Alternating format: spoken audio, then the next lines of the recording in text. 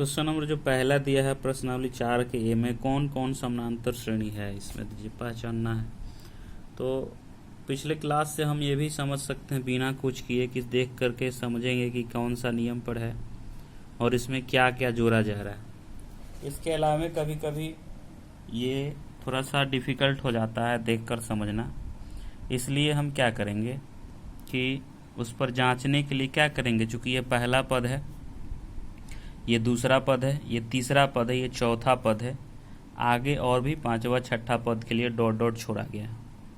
तो हम क्या करेंगे कि सबसे पहले ये देखें कि ये समानांतर श्रेणी में है कि नहीं है। तो समानांतर श्रेणी में होने के लिए हम जांचेंगे T2 माइनस T1 बराबर है कि नहीं T3 माइनस T2, या बराबर है कि नहीं T4 माइनस T3। इसमें से किसी दो का इस्तेमाल करेंगे, या तो इसको ले लेंगे अथवा इसको ले लेंगे। क्योंकि 4 पद है तो 4 तक ले लेंगे, तो ज़रूरी नहीं है, इसका हम छोड़ भी सकते हैं। लेकिन समझने के लिए ध्यान रखें कि इसका और इसको भी ले सकते हैं, आप इन दोनों को भी ले सकते हैं, इन दोनों को भी ले सकते हैं, इन दोनों को भी ले सकते हैं। यानी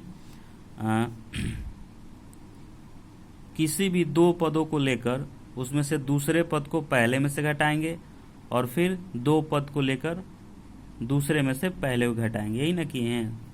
T2 माइनस T1 इन दूसरे पद में से पहला घटाएंगे और T3 तीसरे पद में से दूसरा घटाएंगे। ये चेक करते हैं। तो T2 कितना है, 9 है, T1 कितना है, 4 है, T3 कितना है, 14, और T2 कितना है, 9 है। 9 में से 4 गया 5, 14 में से 9 गया 5, दोनों बराबर हो गया। इसलिए क्या है, यह समानांतर श्रेणी में है। लिखेंगे चूंकि T2 माइनस T1 बराबर है T3 माइनस T2 के, इसलिए क्या है, ये समानांतर श्रेणी में है, समानांतर श्रेणी है। आसानी से समझ सकते हैं आप। क्वेश्चन नंबर 1 को भी बना सकते हैं। कभी कभी क्या कहेगा कि अगर समानांतर श्रेणी है तो पदांतर निकालिए। तो पदांतर के लिए क्या लिखेंगे, यहाँ समझ लेते हैं। पदांतर के लिखेंगे, पदांतर को D से सूचित कहता है। किसी से, D से। पदांतर बराबर T2 माइनस T1 अथवा T3 माइनस T2 अथवा T4 माइनस T3। किसी चीज़ को भी लिख सकते हैं, किसी एक को लिख सकते हैं। T3 माइनस T2 भी लिख सकते हैं, T4 माइनस T3 भी लिख सकते हैं, किसी एक को लिख सकते हैं। T2 minus T1, T3 minus T2। तो हम निकालेंगे पदांतर D कितना है, T2 कितना है, 9 है, और T1 कितना है, तो T1 4 है। 9 में से 4 गया, कितना आ गया, 5। पदांतर हमारा भी निकल गया, प्लस 5। एक और देखते हैं। इसी तरह से इसमें करना है कि जांच करें कि ये समानांतर श्रेणी में है कि नहीं है। आप आसानी से कर सकते हैं। देखिए हम करते हैं। देखिए यहाँ पर T2 माइनस T1 कर दिए। T2 आपका -11 है, में से घटाना है -14, तो लिख दिए ब्रैकेट के अंदर। चिन्ह बदलेगा, प्लस हो जाएगा, यहाँ प्लस 3 आ गया, यानी बराबर है। लिख देंगे AP में है, इसलिए AP में है। अब क्या है कि अगर पदांतर निकालना होगा, पदांतर D निकालना होगा, तो T2 माइनस T1, T2 कितना है, -11 है, कितना हो जाएगा, -11 प्लस 14, यानी D का मान आ गया 3। पदांतर भी निकालने आ गया। इस तरह से आप भी बना सकते हैं। इसको भी आप आसानी से बना सकते हैं। देखिए अब देख लीजिए, यहाँ से आसानी से बनेगा आपका क्या चीज़, सबको मान सजा दिया गया है। यहाँ पर ब्रैकेट के पहले माइनस का चिन्ह, अंदर का चिन्ह बदल जाएगा। तो यहाँ देखिए √3 के पहले 1 सजाती है, तो √3 के पहले 1 और 2 3 हो जाएगा। यहाँ सजाती है तो 4 है, यहाँ √3 के पहले 1 है, तो घटेगा 4 में से 1 गया, 3 √3, ये भी बराबर हो गया। तो लिख देंगे T2 माइनस T1 बराबर है T3 माइनस T2 के, इसलिए क्या है, ये AP में है। अब अगर इसका पदांतर निकालना हो तो फिर उसी तरह से आसानी से निकाल सकते हैं। यदि ए बी और सी समानांतर श्रेणी एपी में हो, एक हम फॉर्मूला सीखेंगे, ए बी तथा सी समानांतर श्रेणी में हो तो क्या होता है, चूंकि समानांतर श्रेणी में अगर है A B C dot dot, तो चूंकि क्या होगा T2 माइनस T1 के बराबर होता है T3 माइनस T2 के, तो T2 कितना है B है, T1 कितना है A है, T3 कितना है C है, T2 कितना है B है। देखिए तो B इधर माइनस कर रहा है, इधर भेज देंगे, A इधर माइनस कर रहा है, उधर भेज देंगे, तो B इधर आ गया और A इधर चल गया। कितना हो गया, दो दो जुट जाएगा, B तो 2B हो जाएगा A प्लस सी। B को दो गुना कर रहा है, उधर भेज देंगे तो कितना हो गया, यानी B बराबर A प्लस सी बटा 2A। क्या हो गया, फॉर्मूला हो गया। कब, यदि A B और C समानांतर श्रेणी में हो तो B बराबर क्या होता है, A प्लस सी बाई 2 होता है। क्या होता है, या 2B बराबर A प्लस सी होता है। समझ गए। अगर A B C समानांतर श्रेणी में हो तो B बराबर A प्लस सी बाई 2, इसको फॉर्मूला के रूप में याद रखना है। इस पर बहुत सारे क्वेश्चन बनते हैं और जो कि आपके 2 नंबर में ही शुरू हो गया है। तो देखिए इस पर क्वेश्चन कैसे बनते हैं। कहता है कि यदि x प्लस 1, 3x प्लस 1 और 5x प्लस 1 समानांतर श्रेणी में है, किस चीज में है, समानांतर श्रेणी में है, तो x का मान बताएं। समानांतर देखिए ठीक, a के जगह पर x प्लस 1 है, b के जगह पर 3x प्लस 1 है, c के जगह पर 5x प्लस 1 है। सजा देते हैं, चूंकि हम जानते हैं b बराबर a प्लस सी बटा 2 होता है, इसलिए सजाइए b के जगह पर यही ना है, 3x प्लस 1 बराबर a के जगह पर x प्लस 1, c के जगह पर 5x प्लस 1 बटा 2। हल करेंगे आपको आंसर मिल जाएगा। इस तरह से आप बनाएंगे 5 और 1 6x प्लस 2 बटा 2,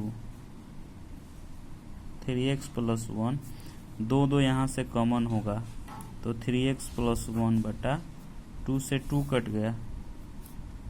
अब 3x प्लस 1 बराबर 3x plus 1।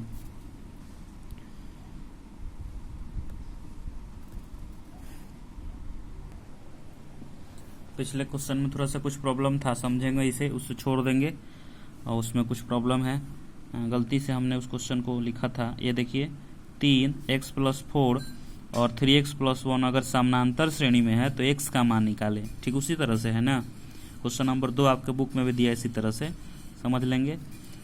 3x plus 4 and 3x plus 1 क्या है, समानांतर श्रेणी में है, तो x का मान बताएं।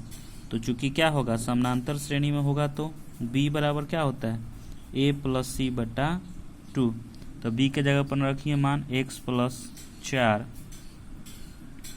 बराबर a का मान 3 है और c का मान 3x प्लस 1 बटा 2। 2 इधर गुना के इधर भाग देगा, गुना करेगा 2x प्लस 8 बराबर 3x प्लस 4। और 3x क्या करेगा, इधर घटने के लिए आएगा, 2x को भेज देंगे उधर, 8 माइनस 4 बराबर 3x माइनस 2x, यानी 4 बराबर कितना आ गया, ओनली x का मान कितना आ गया 4। इस प्रकार से आप बनाएंगे, कोई दिक्कत नहीं होगा।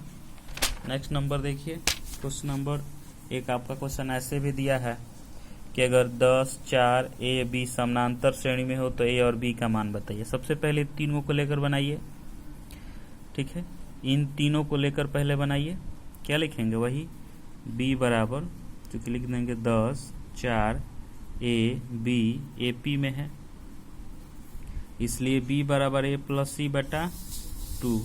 b किसको मानिएगा, 4 को, यही ना 3 को पहले लीजिएगा, पहले इसको मानिए b, तो 4 रखिए। उसके बाद a कितना है 10, c का कितना है a बटा 2, इसको हल करेंगे। फिर इन तीनों को लेकर हल करेंगे, इसमें a की जगह पर क्या हो जाएगा 4, फिर ये b और ये c लेकर के इसका भी मान निकल जाएगा आसानी से, कोई दिक्कत। इसको हल करेंगे तो आंसर निकल जाएगा। फिर लेकर जब इसको इन तीनों को लेकर चलेंगे ए बी सी, तो इससे भी हल निकल जाएगा। अथवा जब आपको ये पता चल जाएगा तो समानांतर श्रेणी भी पता चल जाएगा, अगला पद भी बता सकते हैं। ठीक है, नेक्स्ट नंबर देखते हैं। यहाँ पर एक क्वेश्चन जो है, ए बी सी समानांतर श्रेणी में है तो सिद्ध करें कि A plus M, B plus M, C plus M भी समानांतर श्रेणी में होगा। देखिए कैसे बनाते हैं। चूंकि ए बी सी समानांतर श्रेणी में है इसलिए बी बराबर ए प्लस सी बटा 2, इसलिए 2b बराबर ए प्लस सी, समीकरण 1 मान लिए। अब जो सिद्ध करना होगा उसको देखिए। इसमें देखिए a plus M, B plus M, C plus M समानांतर श्रेणी में होगा कब? जब b बराबर ए प्लस सी बटा 2 इस रूप में होगा। तो चेक करते हैं, b का जगह पर b प्लस एम, a का जगह पर a प्लस एम रखिए। यहाँ पर रख दिया हमने b प्लस एम बराबर इतना, b प्लस एम बराबर ये a और c को एक जगह लिख दिए प्लस सी, एम जुट गया तो 2m हो गया। समझ पा रहे हैं आप? थोड़ा सा यहाँ जगह की कमी हो गई है इसलिए हम इसको नीचे लिखेंगे। देखेंगे यहाँ पर इसको ध्यान में नहीं रखेंगे क्योंकि ये अलग है ना, इसको ध्यान में नहीं रखेंगे। b प्लस एम, चूंकि a प्लस सी बराबर क्या लिखे हम समीकरण 1 में, देखिए चूंकि यहाँ पर a प्लस सी यहाँ है ना, a प्लस सी, तो a प्लस सी बराबर हमने क्या लिखा है 2b। तो देखिए यहाँ पर a प्लस सी है ना, इसके जगह पर हम क्या लिखेंगे, a प्लस सी है यहाँ पर, इसके जगह पर हम क्या लिखेंगे 2b बराबर प्लस 2m बटा 2 कॉमन लेंगे यहाँ पर, 2 जब कॉमन लेंगे तो होगा b प्लस एम बटा 2 से 2 कट गया। देखिए तो दोनों तरफ बराबर हो गया। यही ना सिद्ध करना था, यानी ये भी बराबर हो गया। तो हम क्या सिद्ध कर दिए कि अगर ए बी सी समानांतर श्रेणी में है तो a plus M, B plus M, C plus M भी समानांतर श्रेणी में होगा। सिद्ध कर दिए हम ना, बराबर है कि नहीं है। आसानी से बराबर कर सकते हैं, लिख देंगे सिद्ध हो गया, सिद्ध हो गया। बनाएंगे क्लियरली। क्वेश्चन नंबर देखते हैं किस तरह से। एक और क्वेश्चन है, किसी अनुक्रम का आरवा पद 3r प्लस 1 है तो क्या यह समानांतर श्रेणी में है? क्योंकि आरवा पद कितना है 3r प्लस 1 है। तो जब किसी अनुक्रम का आरवा पद 3r प्लस 1 है तो आसानी से हम क्या कर सकते हैं, इसमें पहला पद, दूसरा पद, तीसरा पद आसानी से निकाल सकते हैं। देखिए t के r के जगह पर 1 रखिएगा तो पहला पद निकलेगा। देखिए यहाँ पर टी आर माने आरवा पद, आर के जगह 1 रखेंगे तो पहला पद, 2 रखेंगे तो दूसरा पद। समीकरण में रखा हल कीजिए, आर के जगह पर 1 रख दिए, हल करेंगे तो 3 कितना आ गया 4। अब फिर दूसरा पद निकालिए,